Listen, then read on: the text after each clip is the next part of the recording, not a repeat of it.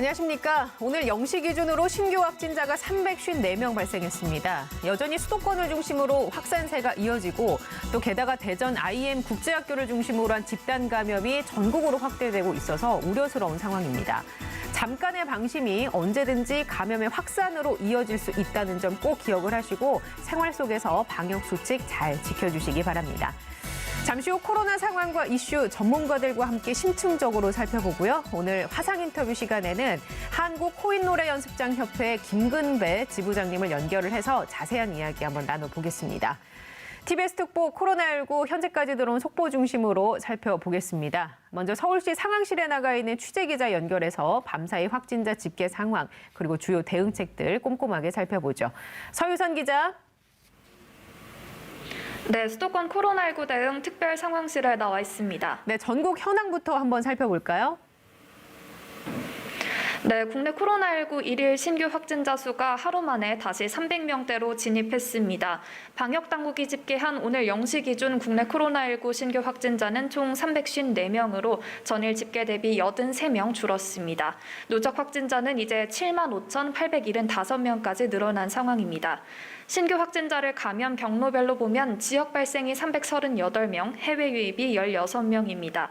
지역별로는 서울, 경기, 인천 등 수도권에서 196명의 확진자가 나왔고 수도권 이외의 지역에서는 142명을 기록했습니다. 국내에서 코로나19로 인해 사망한 사람은 전날보다 11명이 늘어서 누적 사망자는 이제 1,371명이 됐습니다. 네, 어제 새롭게 발견된 집단 감염은 대전에서 나왔죠. IM 선교회가 운영하는 비인가 교육시설, 대전 IM 국제학교 상황 자세하게 살펴볼까요? 네, 코로나19가 집단 발생한 대전 IM 국제학교 관련 확진자는 이제 132명으로 늘었습니다.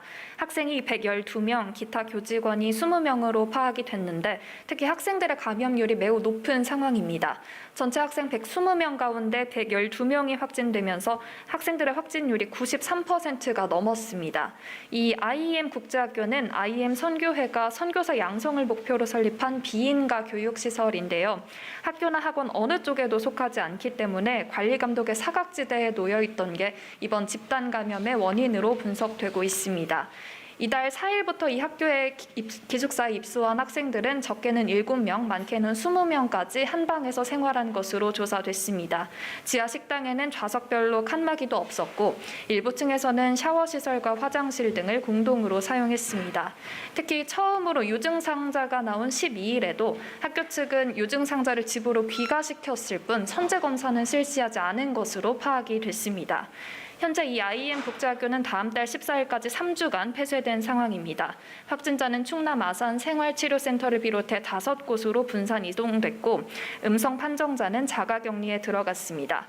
방역당국은 IM 선교회가 운영하는 경기도 용인시 소재 TCS 국제학교와 광주 TCS 에이스 국제학교에서도 각각 10명에서 20명 가까운 확진자가 나온 만큼 유사한 기숙시설을 일제히 점검하고 필요한 방역 대책을 신속히 마련한다는 방침입니다. 이어서 서울시 상황으로 넘어가 보겠습니다. 오늘도 서울에서는 100명대 신규 확진자가 나올 것으로 보인다고요? 네, 그렇습니다. 어젯밤 9시까지 집계된 서울의 코로나19 확진자는 어제 0시 대비 98명 증가한 23,557명입니다. 오늘도 신규 확진자 100명 안팎으로 예상이 되고 있는데요. 서울의 일일 신규 확진자는 벌써 18일째 100명대를 이어가고 있습니다. 이런 가운데 서울시 역시 어제 대전 IM 국제학교 집단 감염을 계기로 시내 국제학교에 대한 긴급 조사에 들어갔습니다. 서울시는 어제 브리핑에서 서울 송파구에 있는 비인가 국제학교 2곳에 대해 긴급 조사를 실시하겠다고 밝혔습니다. 유사 형태의 다른 교육시설에 대해서도 서울시 교육청 및 자치구와 함께 합동으로 점검을 나서겠다고 예고했습니다. 앞서 서울에서는 강남구 소재 비인가 국제학교 겸 대안학교인 GIA 마이크로스쿨에서도 집단 감염이 발생해서 지금까지 16명이 확진됐습니다. 네, 수도권 지역은 또 많은 인구가 집중되어 있기 때문에 대중교통에 대한 시민들의 우려도 적지가 않습니다. 서울시가 주요 대중교통을 대상으로 실시한 코로나19 검체 검사 결과를 내놨다고요? 어떤 내용입니까? 네, 서울시 보건환경연구원이 지난해 2월부터 실시해온 대중교통 검체 검사 결과를 발표했습니다. 확진자가 방문하거나 이용한 대중교통에서 방역조치 후에 500건, 소독 전 시설에서 450건을 채취해서 검사했는데 코로나19가 발견된 사례는 없었습니다. 서울시는 또 운영 300일을 맞은 인천공항 해외 입국자 특별수송 전담 택시 역시 이용객이 10만 명을 돌파했지만 택시를 통한 확진 전파는 없었다고 밝혔습니다.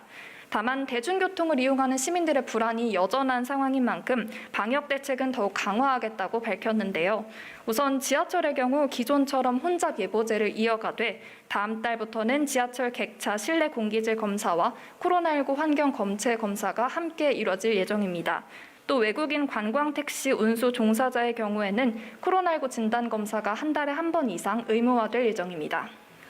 마지막으로 오늘 아침에 나온 소식 한 가지 더 짚어보죠. 서울시가 지난해 연말까지 한시적으로 낮췄던 서울형 긴급복지소득 재산 기준을 올해 6월 말까지 연장해서 적용하기로 했다고요? 네, 그렇습니다. 앞서 지난해 서울시는 실직이나 폐업 등으로 위기를 겪는 가구에 최대 300만 원까지 지원하는 서울형 긴급복지 사업의 지원 기준을 완화했는데요. 기준 중위소득은 85% 이하에서 100% 이하로, 재산 기준은 3억 2,600만 원 이하로 완화했던 지원 기준이 올해 6월 말까지 연장돼서 적용됩니다. 수혜 가구에는 생계, 주거, 의료비 등으로 최대 300만 원까지 지원되고요. 자세한 사항은 서울 복지포털이나 다산 콜센터에서 확인하면 됩니다. 지금까지 수도권 코로나19 대응 특별상황실에서 TBS 서유선입니다. 네, TBS 보도본부 서유선 기자와 함께 얘기 나눴습니다. 수고하셨습니다. 여러분은 지금 생방송으로 진행되는 TBS 특보 코로나19와 함께하고 계십니다. 공사장에선 안전모, 운전할 땐 안전벨트가 필수죠. 코로나19 시대 우리의 안전은 무엇으로 지킬까요? 항상 마스크를 착용한다고 생각해 주십시오. 마스크를 착용하는 것이 필요합니다. 마스크 착용법을 준수해 주시기 바랍니다. 마스크 착용으로 나를 지켜주세요. 마스크 착용으로 우리를 지켜주세요.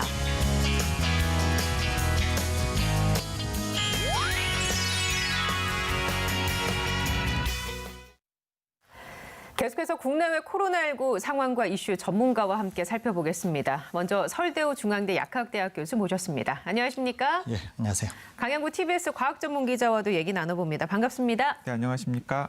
오늘은 이 질문부터 드려야겠습니다. IM 국제학교에서 추가 확진자가 나오면서 130명이 넘는 확진자가 발생을 했습니다. 그렇습니다. 12일에 첫 증상자가 나왔다고 하는데 이때 신속하게 조치를 했다면 이 지경까지는 안 오지 않았을까라는 생각이 드는데요. 어떻습니까? 방역당국은 일단 이곳의 집단 감염의 원인을 어떤 걸로 보고 있습니까? 네, 일단은 이 IM 국제학교 같은 경우가 비인가 기관이었다라는 게 핵심이었던 걸로 보입니다. 왜냐하면 이 학교나 학원 같은 경우에는 1년 동안의 유행 기간 동안에 지속적으로 이제 굉장히 엄격한 방역 조치들이 이루어졌었고 또 그런 조치들을 학교나 학원에서는 계속해서 따랐었거든요. 그런데 이 IM 국제학교 같은 비인가 기관 같은 경우는 공식적으로는 학교로도 등록되어 있지 않고 학원으로도 등록되어 있지 않기 때문에 일단은 교육당국이나 혹은 방역당국에서 예의주시하지 않았었고요. 그러면 자체적으로 방역을 잘해야 되는데 그런 조치들이 이루어지지 않아서 실제로 이 IM 국제학교 이전에도 이 강남 지역에서도 국제학교에서 소규모 집단 감염이 나온 적이 있었는데 이제 그런 사례들이 이번에 좀 크게 번졌던 것으로 보입니다. 한 가지 아쉬웠던 것은 12일에 첫 증상자가 나온다고 했을 네. 때 저는 이제 방역 당국에서도 좀 더 적극적으로 조치하지 못한 점도 지적을 하고 싶습니다만은 실제로 기관 내에서 확진자가 나왔을 때 그 기관이 어떻게 대처하는지를 보여주는 반면교사로 삼아야 될 대목이라는 생각이 듭니다. 예를 들어서 이 TBS 같은 경우에도 TBS에서 출연자 확진자가 나오거나 혹은 직원 중에 확진자가 나왔을 때 자체적으로 역학조사를 빠르게 한 다음에 검사할 직원들은 검사를 시키고 격리하는 조치들은 격리를 하는 등의 조치를 했거든요. 왜냐하면 실제로 확진자가 발생을 하고 역학조사원이 들어와서 역학조사를 하기까지 갭이 있기 때문에 네. 그 사이에 기관에서 적극적으로 대처를 하지 않으면 이제 계속해서 바이러스가 더 전파가 될 가능성이 있는데 IM 국제학교 같은 경우는 그런 일을 전혀 하지 않았던 것으로 보여요. 예. 12일 날 확진 환자가 나오면은 이 확진 환자가 나왔으면은 다른 학생들이나 혹은 교사들이나 직원들에게 바이러스가 전파되었을 가능성을 염두에 두고서 발빠르게 움직였어야 네. 됐는데 그런 조치를 하지 않고 이 역학조사가 실시된 다음에 이제 수수방관하고 기다렸던 거죠. 게다가 3일 환경이었던 것으로 네, 그렇습니다. 뭐 알려졌더라고요. 일상적으로 방역 조치를 제대로 하지 않았던 것은 물론이고요. 네. 자, 이제 곧 새학기가 다가오는데 이 사례 때문에 혹시라도 등교 수업에 영향이 가진 않을까 걱정입니다. 일단 오늘 신규 확진자는 354명으로 300명, 400명의 박스권 안에 들어온 것으로 보이는데요. 어떻게 보세요, 교수님? 이런 집단 감염이 등교 수업하는데 지장이 되진 않을까 걱정되는데요. 지금 나오는 환자 추이, 그다음에 또 하나는 정은경 청장이 최근에 이제 발표하신 논문과 관련해서 학교가 생각보다는 안전해 보인다 이런 등등을 다 묶어서 우리가 한번 생각해 볼 필요가 있다는 생각입니다. 네. 우선 오늘 부근에 전 세계의 확진자가 얼마 정도 나왔냐면은 1억 명을 돌파했습니다. 1억 명을. 그리고 사망자가 215만 명 정도 됩니다. 그러니까 세계가 엄청난 홍역을 겪었다는 거죠. 지금 사망자도 보니까 20만 명을 넘었더라고요. 총 사망자가 200만 명을 200만 넘었습니다. 명, 200만 명을. 예. 그러니까 실제로 사망률이 거의 2%를 넘어가는 거죠. 그런데 지금 특히 이번 겨울에 3차 유행이 우리나라를 포함해서 전 세계 북반구가 특히 굉장히 어려웠는데 그중에서 나름대로 방역에 성공한 국가를 꼽아라. 그러면은 우리나라를 꼽을 수가 있습니다. 우리나라도 1,000명이 넘는 굉장히 어려운 국민이 있었지만 나름대로 잘 통제를 했다는 거죠. 그런데 저는 예전에 학교 등교에 대해서 굉장히 부정적이었습니다. 왜 부정적이었느냐면은 학교는 안전해야 되고 수업보다 더 중요한 것은 학생의 안전이다. 이런 것들 때문에 그랬는데 제가 무엇을 강구하고 있었냐면은 코로나19가 너무 오래 지속되었다는 거예요. 이걸 제가 미처 생각하지는 못했습니다. 네. 그래서 저는 학교가 등교를 하게 될 경우에는 사회에 주는 시그널이 워낙 나쁠 수 있기 때문에 학교 등교를 반대했었습니다, 사실은. 그런데 이게 너무 길어져서 제가 좀 틀렸다, 이런 생각마저도 갖게 된 거죠. 그러면 지금 와서 학교 등교를 어떻게 할 거냐라고 하는 거 우리가 재평가할 필요가 있다는 예. 거죠. 우선 하나는 학교가 안전하기 위해서 갖춰야 될 조건이 있는데요. 그게 뭐냐면 사회의 확진자 수, 바이러스 밀도가 낮아져야 됩니다. 사회가 여전히 굉장히 환자가 많고 바이러스 밀도가 높을 경우에는 학교도 절대로 안전할 수가 없어요. 그러니까 정은경 청장이 얘기하신 것처럼 학교가 안전했다고 하는 것은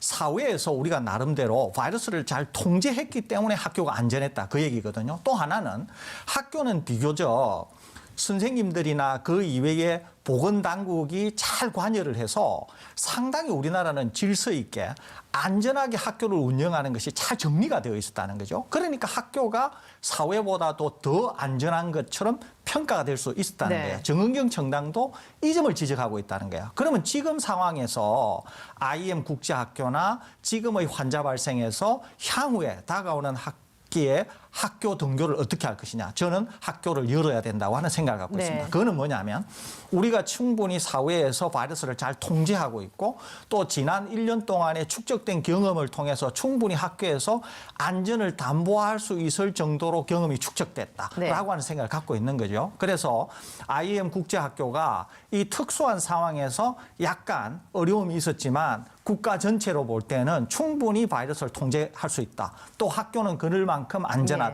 더더구나 향후에는 백신도 나오면서 더 안전한 방향으로 갈 수 있고 또 날씨가 따뜻해지고 있기 때문에 산밀 조건이기는 하지만은 충분히 좀 더 좋은 방향으로 갈 수 있다. 그런 점에서 학교 개학은 충분히 가능하다. 그런 예. 수준에 와 있다. 저는 이렇게 평가하고 싶습니다. 그렇다면 확진자 규모가 어느 정도 되어야 우리가 좀 안심까진 그렇지만 좀 그래도 마음 편하게 학교를 보낼 수 있을까요? 숫자를 꼭 얘기하기는 네. 어려운데요. 왜냐하면 한 명의 확진자가 다수에게 전파할 수 있기 때문에 그렇습니다. 낮으면 낮을수록 더 그렇겠죠. 좋은데 예. 그럼에도 불구하고 우리가 기본적으로 마스크 착용을 잘하고 방역 수칙을 잘 지키면서 개인 위생을 잘 지키지 않습니까? 그렇기 때문에 지금의 수준 정도가 된다고 하더라도 학교 개학은 네. 가능하다. 이렇게 평가가 됩니다. 혹시 다른 생각 갖고 계신 거 있으신가요? 이제 약간의 전제 조건들이 필요할 것으로 보이는데 이제 원론적으로는 설대우 교수님 의견에 전적으로 동의를 하고요. 저는 좀 구체적으로 이제 학교 현장에 있는 교사들이랑 이야기를 해보니까 교사들이 지난 1년 동안을 돌이켜 보면은 작년 11월 정도를 가장 위급했던 순간으로 생각을 하는 것 같더라고요. 근데 작년 11월 정도에 하루 확진 환자 숫자들이 몇 명 정도였냐면은 그때 100명, 200명, 300명으로 이렇게 늘어나고 있는 때였습니다. 그러니까 그때 이제 어떤 상황이 위급했냐면 계속해서 가족에서 전파된 학생이 등교를 해가지고 이제 학교가 셧다운되는 일들이 생기는 거예요. 이제 그러면서 이제 몇 가지 이제 조건들을 좀 이야기를 해볼 수 있을 것 같은데요. 이제 첫 번째는 방금 설 교수님께서 첫 번째 전제 조건으로 이야기했던 것처럼 지역사회 바이러스 밀도가 상당히 낮아야 된다라는 겁니다. 저는 지금은 약간 좀 위태로운 것 같고요. 한 100명, 200명 정도로 낮아졌을 때는 학교 등교가 어느 정도 고려해 볼 만하지 않느냐라는 생각이 들고요. 두 번째는 전 학생 등교는 좀 불가능할 것으로 보입니다. 지금처럼 뭐 네. 홀짝 등교라든지. 그렇습니다. 왜냐하면은 이제 10월, 11월에도 어떤 일들이 생겼냐면은 학교가 그나마 일시적 한 학년이나 몇 개의 반이 셧다운 되는데도 학교 전체가 셧다운 되는 일을 막을 수 있었던 상황은 어떤 상황이냐면은 홀짝이라든지 아니면은 이제 등교 인원들을 좀 분산시켰기 네. 때문에 일시적으로 한쪽에서 확진 환자가 생겨가지고 접촉자들이 생겼다고 하더라도 다른 학년들은 계속해서 등교할 수 있었고 또 다른 교사들은 보호할 수 있었던 일들이 있었거든요. 그렇기 때문에 일부에서 좀 안이하게 생각하는 것처럼 전면적인 등교는 여전히 우리들이 좀 상당히 조심해야 되지 않나 하는 생각이 들고요. 세 번째는 이 IEM 국제학교 같은 경우에는 학교가 안전한 것이 아니라 방역을 잘한 학교가 안전한 것이죠. 그렇기 때문에 지난 1년 동안 학교 현장에서 여러 선생님들께서 굉장히 고생을 하셨던 것처럼 네. 올해는 학교를 문을 열더라도 방역은 작년에 준해서 굉장히 철저하게 해야 된다. 그래서 학생들이나 아이들이나 학부모들이 모두 다 좀 고생을 해야 학교가 안전한 공간으로 지켜줄 수 있다. 이 세 가지 조건을 다시 한번 좀 강조하고 싶습니다. 알겠습니다. 자, 이번에는 화상 인터뷰를 좀 해보겠습니다. 지난 18일부터 카페 매장 내 취식이 가능해졌고요. 또 실내 헬스장, 노래방도 영업이 재개가 됐죠. 일부 방역 지침이 완화가 된 건데요. 하지만 여전히 감염이 이어지고 있어서 다시 방역 조치가 강화되지는 않을까 걱정하는 분들도 꽤 많이 계십니다. 이 시간 김금배 한국코인노래연습장협회 경기북부 지부장님을 한번 연결을 해서 상황이 어떤지 자세한 이야기 나눠보겠습니다. 안녕하십니까? 네, 안녕하세요. 네, 코인 노래방 영업을 재개하고 이제 일주일이 지났습니다. 다시 영업을 시작한 지금 상황은 어떻습니까?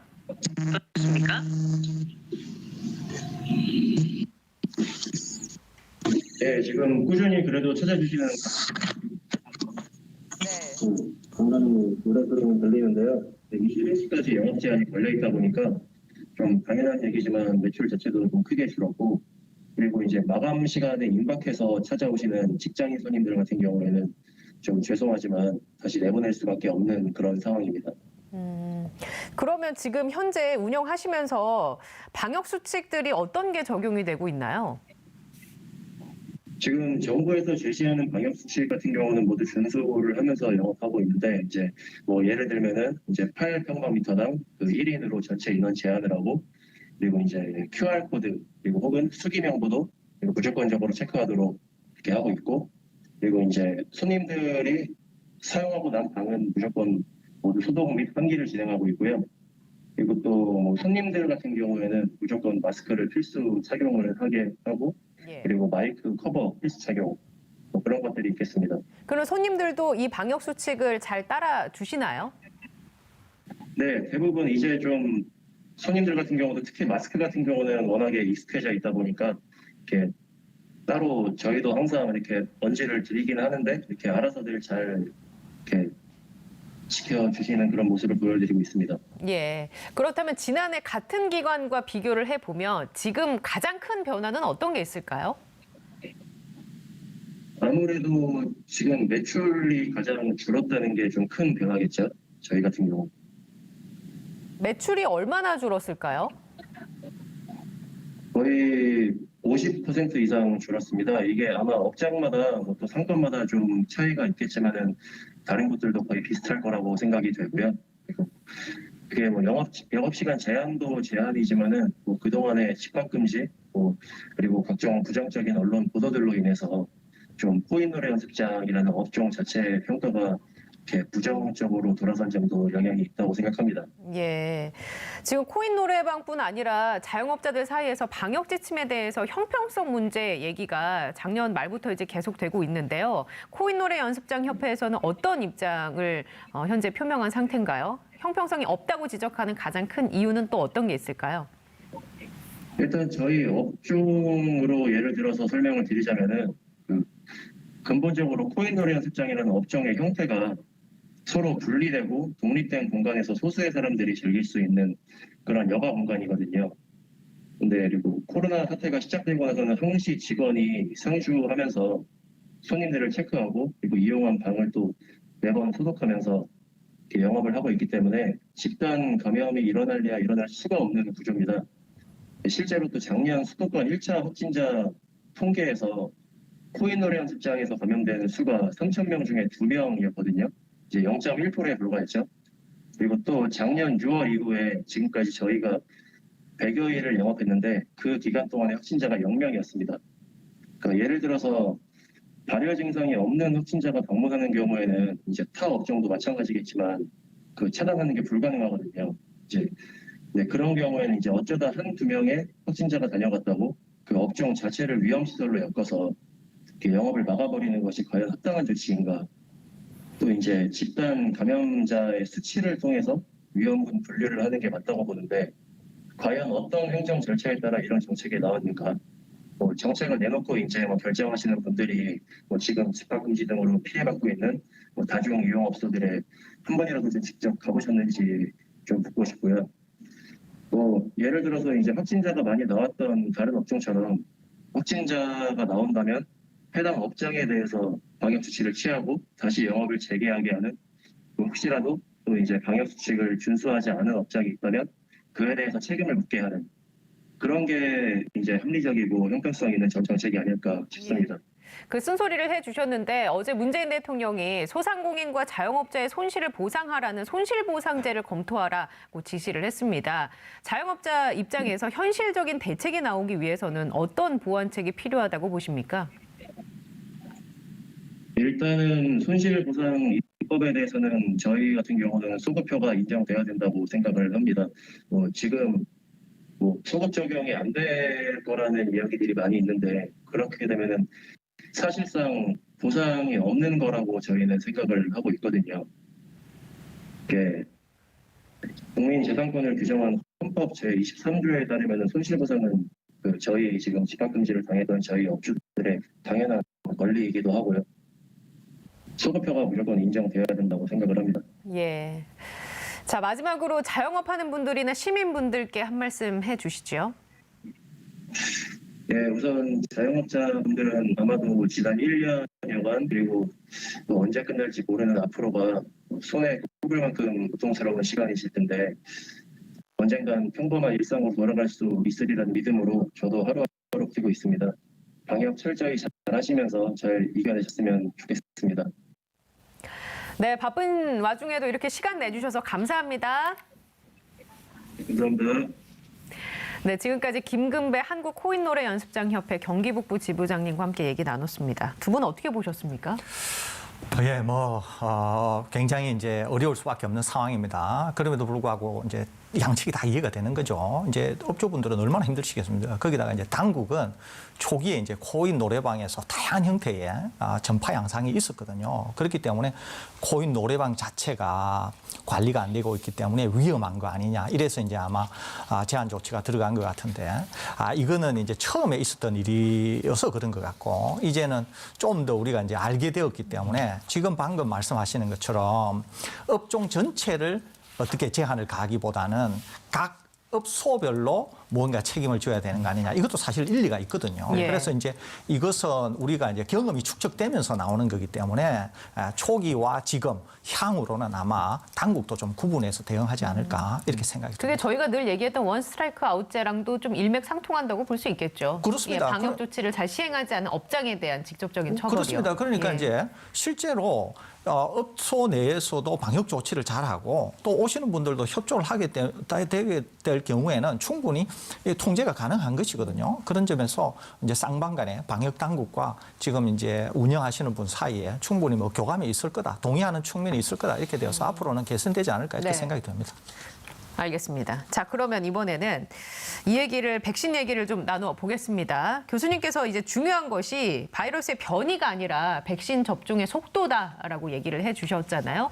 그래서 각국에서는 백신에 대해서 긴급 승인을 내고 접종도 시작을 했습니다. 특히 미국의 경우에는 백신 접종을 시작한 지 40일이 넘었거든요. 그럼에도 불구하고 연일 최대 확진자 그리고 사망자 수 이 오명을 벗지 못하고 있는 이유는 어디에서 찾을 수 있을까요? 그러니까 엉터리로 지금 백신 접종을 하고 있기 때문이죠.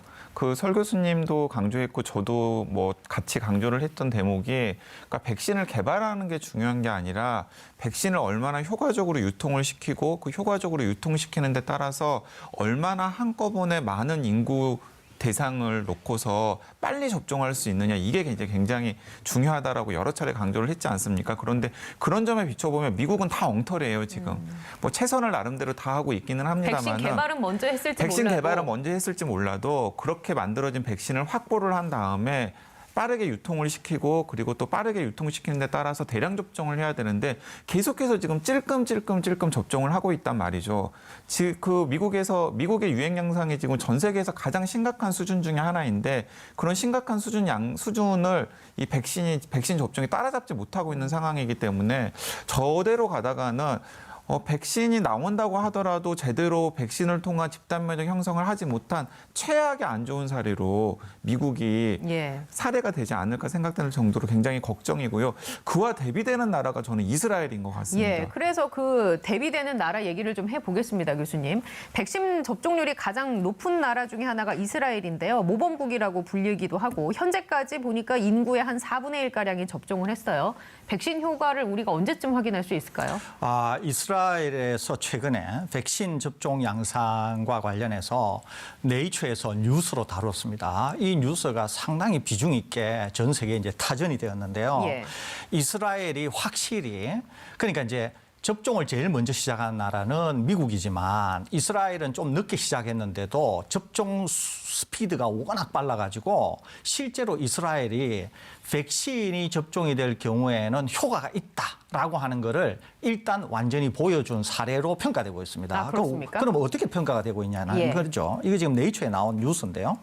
이스라엘은 인구가 약 800만 명 정도 되는 것으로 알려져 있습니다. 그런데 이스라엘은 얼마나 신속하게 백신 접종을 하고 또 준비가 잘 된 상황에서 접종을 개시했든지 지금 거의 인구의 4분의 1인 200만 명이 1차 접종을 마쳤어요. 화이자 백신을 사용하고 있는데요. 화이자 백신은 2번을 맞아야 됩니다. 그러는데 1차 접종을 마친 사람이 200만 명입니다. 그런데 의미 있는 데이터는 어디서 나왔느냐 하면은 고위험군이라고 볼 수 있는 60대 이상에서 나왔어요. 그러니까 60대 이상 아까 맞은 분들 중에서 20만 명하고 아직 안 맞은 분 20만 명을 접종 후 2주일 지나서 비교 평가를 한 거예요. 2주일 후에 비교 평가를 해보니까 60대 이상 중에 맞은 20만 명은 안 맞은 20만 명에 비해서 감염률이 거의 3분의 1 정도 낮더라는 거죠. 그러니까 화이자 백신은 2번을 접종하게 되면 효과가 훨씬 뛰어난데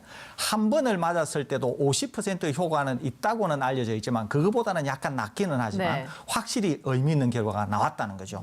2번을 접종하게 될 경우에는 효과가 훨씬 뛰어날 것 같은데요. 그래서 이스라엘의 사례로 미루어서 보건 데는 백신 접종을 단기간에 전 국민에게 굉장히 신속하게 할 경우에는 확실히 효과를 볼 수 있다라고 하는 것을 보여줬다고 하는 측면에서 이스라엘 사례가 매우 중요하다 이렇게 볼 수 있겠습니다. 그런데 현재 접종에서 다른 나라 같은 경우는 청소년을 제외하고 있지 않습니까? 그런데 이스라엘의 경우에는 임산부에 이어서 청소년들도 접종을 시작했다면서요. 이게 가능한 얘기입니까? 원래 지금 모든 백신에서 어떤 데이터가 없느냐 하면은 임신부하고 그다음에 18세 이하의 청소년과 유아들에 있어서 이 백신들이 어떤 효과와 안전성이 있나 하는 데이터가 매우 적습니다. 코로나19 백신과 관련해서요. 그렇습니다. 예. 그래서 전 세계가 임신부와 18세 이하의 아이들에 대한 접종을 일단 유보하고 있습니다. 그런데 이스라엘은 아까 말씀드린 것처럼 200만 명 정도를 접종을 해보면서 확실히 내부적으로 판단이 선 것 같습니다. 그래서 지금 임신부에다가 16세에서 18세, 그러니까 18세 이하 전부가 아니고 예. 16세에서 18세면은 고등학교 고학년이라고 볼 수 있어요. 그러니까 고등학교 고학년과 임신부에게 전 세계에서 최초로 접종을 지금 개시하고 있습니다. 네. 이것은 향후에 이스라엘의 데이터가 다른 접종을 하지 않은 이 연령에 대해서 접종을 하지 않은 우리나라를 포함한 다양한 국가들에 대해서 굉장히 중요한 데이터가 될 것으로 생각이 됩니다. 그래서 안전한지 또 효과는 있는지 이런 것들이 적극적으로 이스라엘에서 평가가 되고 다른 국가들이 이 데이터를 활용하지 않을까 이렇게 생각이 됩니다. 그러니까 이스라엘 정부 자체적으로 지금 뭔가 안전성에 있어서 어느 정도 판단을 한 거겠죠. 그렇습니다. 자, 예. 원래 아까 말씀드린 것처럼 워낙 속도를 내어서 많이 접종을 해보다 보니까 안전함과 효과에 대해서 어느 정도 이스라엘은 확신이 선 것으로 평가가 됩니다. 사실 이게 과학적으로 아예 의미도 없는 게 아닌 게 지금 이 16세부터 18세 청소년을 접종한다는 게 의미가 있는 것 같은데요. 몇 차례 말씀을 드렸습니다마는 16세 이상은 사실은 성인이랑 임상에서 별로 차이가 없습니다. 그러니까 네. 고등학생들 같은 경우에는 성인에 준해가지고 바이러스를 전파할 수 있고 바이러스에 감염되면 비슷한 증상을 보였다라는 것이 우리나라뿐만 아니라 이제 전 세계에 이제 쌓여 있는 임상 데이터를 통해서 확인이 되고 있거든요. 이걸 염두에 두고서 15세 이하 혹은 10세 이하의 뭐 소아라든가 아동이 아니라 16세 이상의 경우에는 어른들과 그다지 다를 게 없기 때문에 충분히 이 백신 접종을 해도 큰 문제가 없으리라고 이스라엘 보건당국이 판단을 한 것 같고요. 이제 이스라엘에서는 이제 이런 식으로 생각을 하는 것 같습니다. 일단 지금 아까 25% 정도 인구가 지금 접종을 했는데 그 중에서 의미 있는 것은 무엇이냐면 코로나19 위험군이 60세 이상 같은 경우에는 약 75% 이상의 접종을 마쳤어요. 예. 그러니까 사실은 60세 이상의 경우에는 그 자체 연령대에서는 집단 면역이 형성될 수 있을 정도의 백신 접종을 달성을 한 것이거든요. 그러니까 일단은 고위험군 일단 접종을 한 다음에 지금 또 학교 문을 열어야 되잖아요. 고등학교랑 대학교 문을 네네. 열어야 되니까 고등학교랑 대학교 문을 열어서 학교를 정상화하기 위해서는 16세 이상 접종도 필요하겠구나. 그래서 이제 16세, 17세, 18세 접종을 시작한 것으로 보입니다. 알겠습니다. 또 하나 제가 좀 중요한 예. 거 하나 지적을 하고 싶은데요. 지금 이제 백신 접종과 관련해서 백신이 지금 부족하지 않습니까? 그렇기 때문에 지금 어떤 국가는 이렇게도 해요. 화이자 백신인 경우에는 1회 접종을 하고 나서 3주 차에 2회 접종을 해야 되거든요. 그런데 백신이 부족하니까 1회 접종을 하고 난 다음에 2회 접종을 미루는 경향들이 생기고 있거든요. 또는 1회 접종만 하려고 하는 경향이 있거든요. 예. 그런데 파우치 소장이 굉장히 강력히 이제 문제 제기를 했습니다. 그런데 꼭 기억하셔야 되는 게 있어요. 뭐냐면 이겁니다. 많은 분들이 항생제 내성에 대해서 들어보셨을 거예요. 이제 약사분이나 의사 선생님이 이거 일주일 동안 다 드셔야 됩니다. 이렇게 얘기하거든요. 그런데 한 5일 정도 먹다가 괜찮은 것 같으면 이틀째 안 먹고 네, 이러잖아요. 맞아요. 또 원래 용량대로 먹어야 되는데 안 먹지 않습니까? 그러면 어떤 일이 생기느냐 하면은 한 번 죽일 때는 그 시간 동안에 그 용량을 써서 완전히 박멸을 해야 되거든요.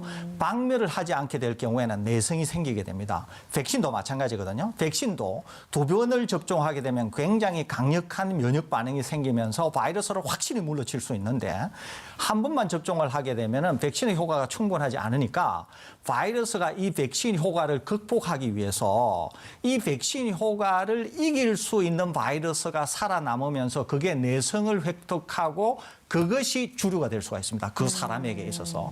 이런 것들이 나중에 문제를 상당히 불러일으킬 예. 수가 있거든요. 그렇기 때문에 꼭 기억하셔야 어느 예. 국가든지 우리나라도 마찬가지지만 백신은 꼭 임상이 된 그 스케줄에 따라서 3주면 3주, 석 달이면 석 달, 4주면 4주 이렇게 용량과 기간에 맞춰서 접종을 해야만이 확실히 바이러스도 제압할 수 있을 뿐만 아니라 면역성도 확실히 획득할 수 있다. 그런 점에서 이 스케줄은 꼭 지키는 것이 중요하다. 이 말씀드립니다. 그 접종 기간이 늘어나면 그것도 영향이 있는 건가요? 있습니다. 3주에서 4주, 4주에서 5주 이렇게. 그렇습니다. 그러니까 화이자 백신은 3주 지켜야 예. 된다는 거죠. 그다음에 아스트라제네카는 석 달 지켜야 된다는 게 모더나는 4주거든요. 그러니까 4주 꼭 지켜야 된다는 겁니다. 그래서 용량과 용법 다 지켜야 된다는 말씀드립니다. 알겠습니다. 자, 그리고 그 아스트라제네카 백신을 위탁 생산하는 인도의 공장 화재 소식을 저희가 며칠 전에 정리를 해드렸습니다. 그런데 이로 인해서 유럽의 백신이 지금 공급에 이 화재 때문에 차질이 빚어졌다는 소식이 있던데요, 교수님? 예, 이게 이제 지금 외신 보도에 따르면은 이제 확실히 생산은 일부 연기가 될 것으로 보입니다. 그런데 예. 중요한 것은 뭐냐면 어디에 불이 났나 하는 게 대단히 중요합니다. 만일에 부속 시설에서 불이 났으면은 그 불만 해결하고 정리가 끝나면 되지만 만일에 생산 시설 자체에 불이 났을 경우에는 의약품을 생산하는 시설은 일반 공장 시설과 다릅니다. 그래서 그렇게 불이 났을 경우에는 그 시설을 다시 재점검하고 재수리를 했을 경우에는 다시 밸리데이션이라고 해서 의약품 제조 시설로서 충분한가라고 하는 것을 재점검을 받아야 됩니다. 평가를 다시 받아야 되는군요. 그렇습니다. 그렇기 때문에 이게 보통의 공장하고는 개념 자체가 다릅니다. 그래서 만일에 매우 중요한 생산 시설에서 불이 났을 경우에는 예. 지금 인도에서 만든 백신은 1차적으로 인도 국가에 그다음에 유럽 측에 공급이 되도록 되어 있는데 만일에 실제로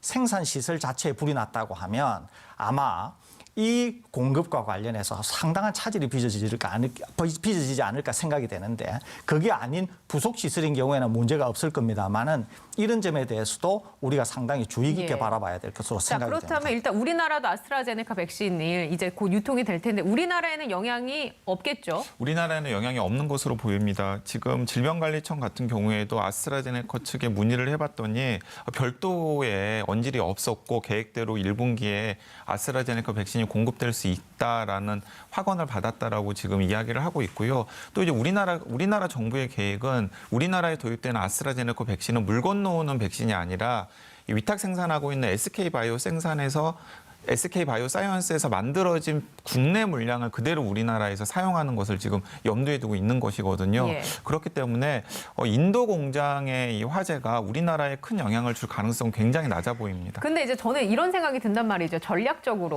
우리나라에서 자체적으로 아스트라제네카 백신이 생산이 가능하다고 하면 지금 인도에서 출하되지 못하고 있는 그 물량들이 있지 않습니까? 유럽에 납품해야 하는 그 물량을 우리나라에서 제조를 해서 오히려 하면 이게 기회가 될 수 있지 않을까? 굉장히 중요한 지적. 이거 의외로 생각보다는 훨씬 중요한 지적일 수 있는데 왜 그러냐면 우리나라가 우리나라 역사상 처음으로 앞으로 있을 G7 정상회의에 초청을 받았습니다.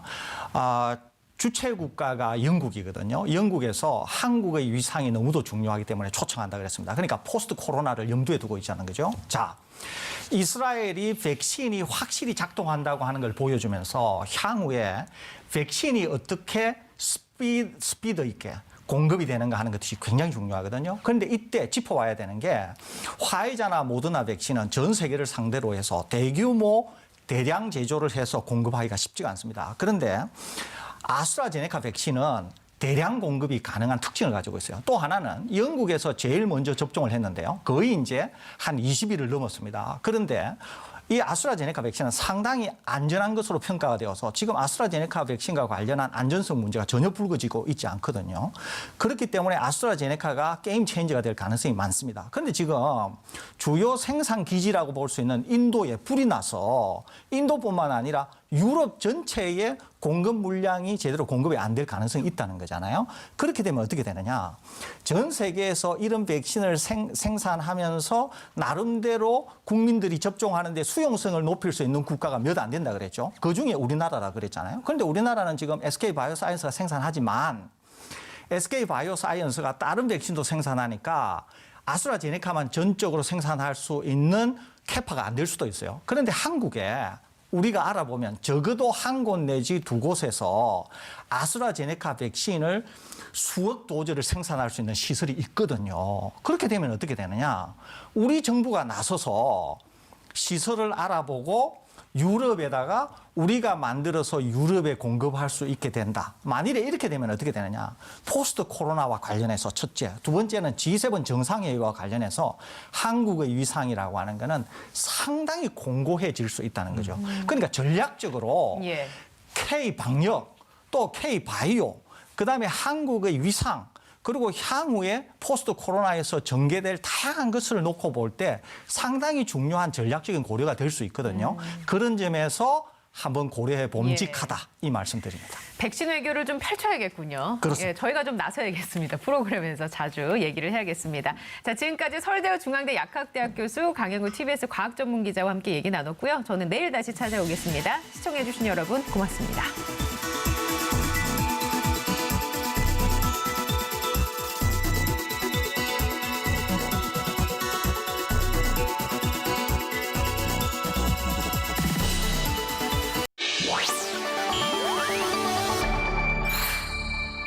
TBS